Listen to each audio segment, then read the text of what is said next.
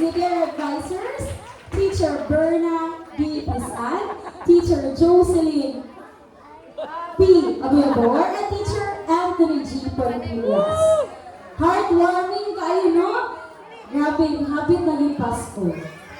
Hasta ang teachers dumiskilig nag-agit-ikanay kay Alingaw. Yes. And now, our third presenter for this morning is from the great